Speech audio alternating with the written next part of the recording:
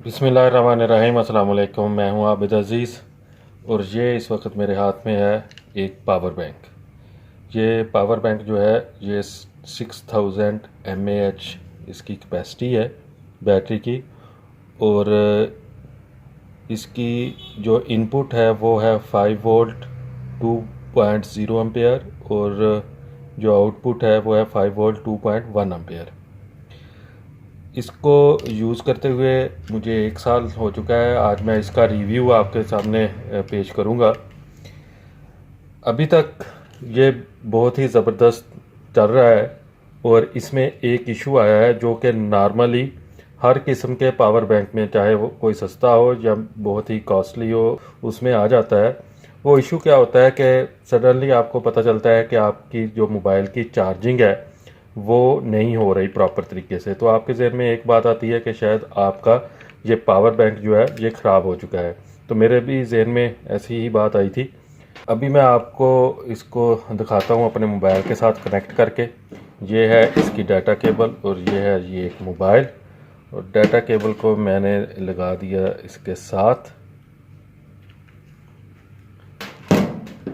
और उसके बाद मैं लगाता हूँ इसको मोबाइल के साथ। तो ये देखें, ये बिल्कुल किसी किस्म का कोई भी यहाँ पर इंडिकेशन शो नहीं हुआ।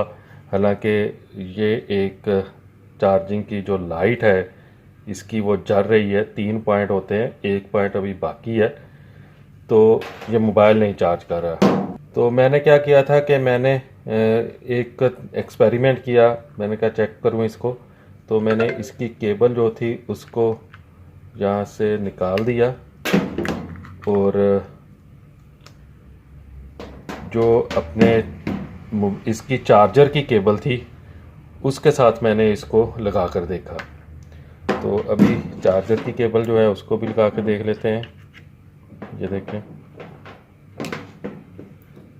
और इसके साथ ये, तो ये देखें ये फ़ौरन ही ऑन भी हो चुका है, और यहाँ पर बैटरी चार्जिंग का सिग्नल जो है वो भी शो हो रहा है। ये देखें, ये आपको नज़र आ रहा होगा यहाँ पर बिल्कुल क्लियरली।